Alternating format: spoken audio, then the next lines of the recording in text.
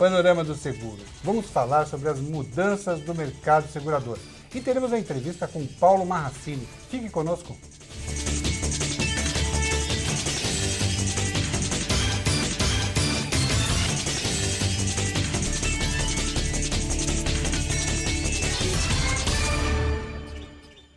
Panorama do Seguro. Seja bem-vindo a mais esta edição. Eu sou o Paulo Alexandre e hoje vamos falar sobre as mudanças no mercado segurador. Participam da bancada o economista Francisco Galiza e Paulo Marracini, que é o ex-presidente do Sindiceg. Tudo bom, Paulo? Seja bem-vindo. Muito obrigado, Paulo. Minha saudação especial a vocês dois, Galiza e Paulo, e aos nossos telespectadores que nos acompanham. Espero que seja produtiva a nossa conversa aqui, que possa trazer alguma luz para quem está nos acompanhando. Muito bom, muito bacana. Bom, vamos começar com o Galiza. O Galiza trouxe aí algumas informações. Quais são as principais informações que você trouxe? Eu acho que a conversa hoje vai ser ótima. O Paulo Marracini é uma pessoa com conhecimento enorme do mercado de seguros, uma pessoa extremamente bem-humorada, né? Vamos tentar extrair isso dele, né? Ele contar algumas piadas aqui pra gente, né? E tem um currículo invejável, ele vai falar, não vai dar tempo ele falar tudo que ele já fez, né? Tanto na carreira no Brasil como no exterior, e tanto também no aspecto institucional, como representativo de instituições do mercado, como ANSP, como Sindiceg, como FENSEG, etc., como também em caráter executivo, né? Sem falar do lado de magistério, de professor também. Então é uma oportunidade bastante boa aqui para a gente ter uma avaliação oportuna de como está o mercado de seguros hoje, como foi no passado e como deve ser no futuro. Sem dúvida. Paulo, eu queria que você dividisse então conosco um pouco da sua história, da sua trajetória, da sua biografia. Não, Paulo, eu tenho um slide aqui que eu gostaria de projetar. Vamos lá. Que quando eu, na minha carreira agora de professor, Galiza, que eu comecei depois de me aposentar como executivo, né? Comecei não porque eu já tinha sido professor no passado. Eu gosto de contar uma história da minha participação na criação de um dos primeiros sistemas de banco online na Finlândia, em 1972, onde eu tive a ocasião de conviver com problemas de TCP/IP, estava tudo iniciando ainda, né? E quando eu falo disso, muitos alunos, às vezes ironicamente, falam assim, mas professor, já existia computador em 1972? Então eu projeto esse slide agora que eu gostaria de dividir com vocês, né? Que assim, aquele dinossauro que está lá em cima sou eu, né? Eu coloco o seguinte, eu sempre fui apaixonado por eletrônica, né? Desde garoto eu mexia com telecomunicações, eu soldava, fazia rádio, e entrei para o ITA para fazer engenharia eletrônica, pensando em telecomunicações, né? E no momento aqui que eu coloquei o dinossauro, 63 foi meu terceiro ano de engenharia, eu descobri computador. Chegou um 1620, que era o primeiro computador que chegava lá na escola, né? Nós tínhamos, onde hoje é o INPE, tinha um computador a válvula, que era um negócio que pifava a cada hora, você tinha que trocar as válvulas porque pifava. E o primeiro computador transistorizado chegou, então, em 1963 e eu fiquei apaixonado pela coisa, né? Vocês terem uma ideia, o computador tinha 10K de memória. Nossa. Não é 10 mega, 10 giga, não, 10K de memória, né? E aí esse gráfico mostra, um gráfico que eu acho interessante porque ele coloca a famosa lei de Moore, né? Que é aquela lei que diz que a capacidade computacional dobra a cada 2 anos e tudo mais. E esse Kurzweil, ele colocou isso dimensionado por preços também. Então, cálculos por segundo por $1000, né? Você veja o seguinte, que aquele computador no qual eu comecei naquela ocasião tinha uma capacidade de 10 à segunda potência, que é de 100. 100 cálculos por segundo por $1000, né? E esse computadorzinho que eu tenho aqui, que tem um i7, hoje em dia tem 100 milhões de vezes mais capacidade do que aquele computador. Quer dizer, isso é fenomenal, né? É isso que proporciona para nós um grande desenvolvimento. Então, minha carreira começou como engenheiro eletrônico. Eu ganhei uma bolsa para fazer mestrado na França, na Escola Superior de Aeronáutica, e durante 10 anos trabalhei como engenheiro eletrônico, voltado mais para a área de computação, né? Até esse famoso projeto de 72, onde me convidaram para trabalhar na Finlândia, fazer um projeto de sistema online. Eu tive que fazer idas e vindas entre Fênix, onde era a sede da Honeywell que eu trabalhava, e foi um projeto muito bom. E me mandaram para o Brasil. A Honeywell resolveu me mandar para o Brasil e falou, vai vender esse sistema para os bancos brasileiros. E nenhum banco queria.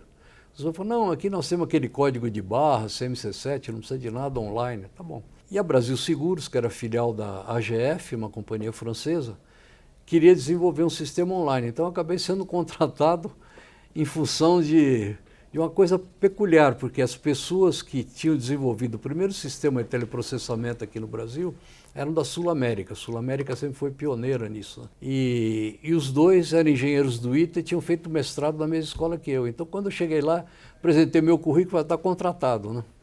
Bom, aí eu reformulei o sistema de informática da companhia. O sistema ficou razoavelmente bom, tanto que a gente prestava serviço para várias outras seguradoras, né? E a partir daí eu resolvi fazer um curso na GV de Economia de Empresa, chamava o SEAG, né? E aí foram me dando cada vez mais tarefa na Brasil Seguros, então a AGF, né? Foram me dando financeiro, recursos humanos, acabei virando vice-presidente e depois, no final, acabei virando presidente da companhia muitos anos depois. Então minha origem foi tecnologia, por isso que eu gosto muito desse gráfico, né?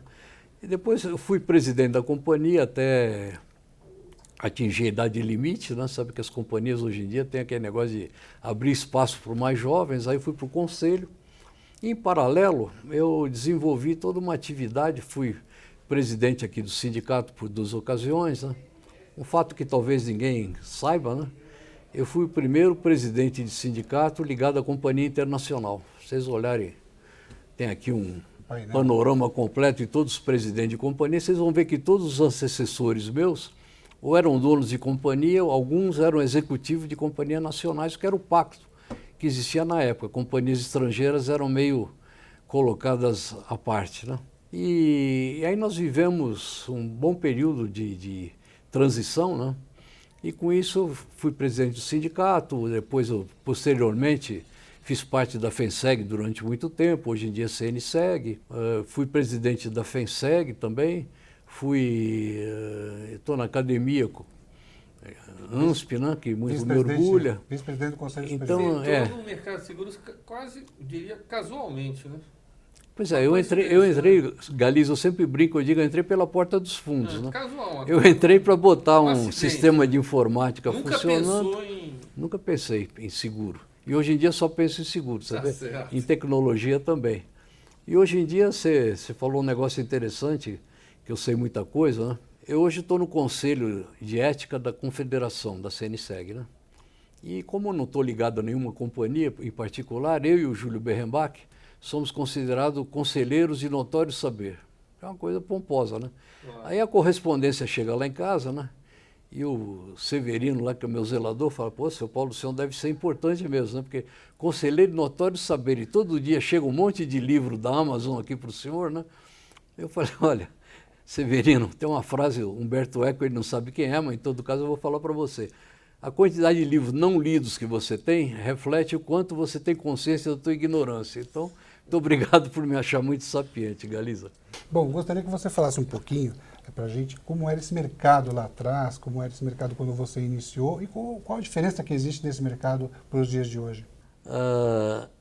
É o seguinte, vou falar primeiro do que eu acho que ainda é semelhante ao que tinha na época, né? O que eu acho que é semelhante ao que tinha na época é o desconhecimento do seguro, né? Da grande parte da população. Todos os esforços que foram feitos aí para difundir cultura do seguro, nós inauguramos com o finado Leôncio do Sincor, um programa que chamava Educar para Proteger, que depois o Mauro continuou e o Mauro e o Fernando desenvolveram bem. Então, nós temos feito um esforço grande para desenvolver isso. Eu acho que a educação financeira entra nisso também. Mas eu acho que o ponto fundamental é que a educação em geral, né? E esse gráfico que eu estou colocando aqui, que eu gosto muito, é o seguinte, ele coloca alguns países que eu tive a ocasião de visitar em missões da federação e analisar o mercado de seguros, correlacionados com o índice de desenvolvimento humano, que é o eixo X aqui, né? Então você veja o seguinte, que é meio óbvio, né? Mas quanto maior o índice de desenvolvimento humano, melhor é penetração do mercado de seguros, né? O pessoal tem um pouco uma obsessão por negócio de quanto representa do PIB. Eu penso muito mais em quanto representa per capita, né? Que é o tamanho da bola que a gente vê aqui. Então vocês vejam o seguinte, Coreia, Japão, bom, são países diferentes, mas Coreia, não esqueça que em 1950 e pouco foi dizimada por uma guerra, né? Investiram em quê? Em educação. Japão, mesma coisa. Canadá e Austrália também. Então são as 4 bolas que estão aí no lado direito do gráfico que mostram todos eles com índice de desenvolvimento humano superior a 90. O IDH, lembrando para quem não tem muita... representa uma média ponderada, uma média, digamos, geométrica entre a renda per capita, o problema de saúde e longevidade e o problema de educação. E onde é que o Brasil perde feio? É o problema de educação. Nós estamos lá em 75, mais ou menos 75, junto com a China. Você vê que o Brasil, em 1975, quando começou essa estatística, estava em 65, né? No nível que a Índia está hoje, né? Então o Brasil progrediu bem, né? Nós passamos de 65 para 78, 72, 73, mas ainda tem muito esforço. Então acho que investir em educação, para mim, é a prioridade número 1. A outra semelhança que eu vejo é a gente ter um sistema de distribuição baseado essencialmente em corretor de seguros, o que, no meu entender, é bom. Eu, pessoalmente, sou favorável. Eu acho que, embora tenha todas essas novidades que nós vamos falar depois, talvez, né, sobre um monte de startups aí querendo vender seguro com 3 cliques no celular, depois eu vou abordar um pouco isso. Eu acho que o corretor de seguros ainda é um elemento fundamental e acho que sempre será, para mim, um elemento fundamental nessa equação do seguro, né? Diferença, o resto é tudo diferente, né? É o que sobra. É o que sobra. As tarifas, em 75, a tarifa era estabelecida pelo IRB e a gente trabalhava no mercado tarifado. Foi na década de 90 com o João Regis, né, pai do nosso João Marcelo, presidente da ANSP, que fez a grande passo de mudança, abertura do mercado. Companhias estrangeiras eram discriminadas. Por nós, a AGF, éramos grande participante do mercado de grandes riscos. E na época, na década de 70, grandes riscos eram essencialmente companhias estatais, né? E aí fizeram uma regra dizendo que companhia que tem mais de 50% de capital estrangeiro não pode participar no seguro de sorteio das companhias estatais. Nós tivemos que baixar o capital para 49%, buscando alguns associados e algumas vendendo também ações do mercado, né, para poder participar, continuar participando do mercado. Então, companhias eram francamente discriminadas, né? Não tinha... As companhias que já existiam, né, Generali e UAP na época, eram preservadas. O Brasil sempre teve essa característica de preservar a situação existente, mas também não dava muita facilidade.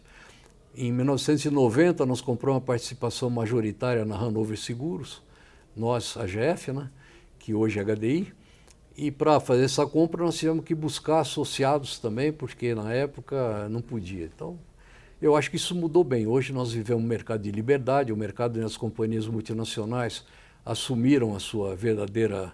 O nome também? O nome também, né? Todo mundo, não, nós chamamos Brasil Seguro, passamos a chamar GF, a Chubb chamava Argos Fluminense, passou a chamar Chubb, né? E por aí vai, né? As companhias todas assumiram, a Liberty, né? Assumiu, a Paulista Seguro assumiu o nome Liberty. Acho que isso foi bom. A abertura do resseguro foi outro ponto que eu acho que foi fundamental, né? E que realmente nos colocou num nível de competição mundial. Eu acredito que o resto da tecnologia não precisa falar, né? A tecnologia fez, todas as companhias são online. Eu me lembro na minha primeira gestão aqui no sindicato, no final da década de 90, o D'Amélio era presidente do Sincor, nós fizemos um imenso trabalho para ver se a gente conseguia fazer um protocolo comum de troca de informações entre os corretores e as seguradoras, que os corretores reclamavam que para cada seguradora tinha que ter um protocolo. Hoje em dia, as apps aí acabaram simplificando, porque a tecnologia contribuiu para simplificar o processo, né? Eu acho que, nesse sentido, o mercado melhorou uma barbaridade, né? Nós temos... O que eu ainda acho que nós precisamos, Galiza, você também que milita na área de educação, né? Nós precisamos, talvez, fomentar mais a questão da qualificação das pessoas, né? Eu acho que eu fui durante alguns anos o conselheiro da de regulação da Ambima e de fundo de investimento. A Ambima regula os fundos de investimento e lá eu acho que é um modelo, né?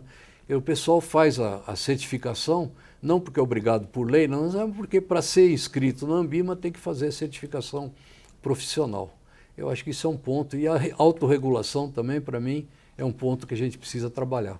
Estamos nesse programa com Paulo Marracini e muitas informações importantes. Por isso nós vamos dividir esse programa em 2 episódios. No próximo episódio, não perca, Paulo Marracini falando de futuro. Vai valer a pena. Um forte abraço.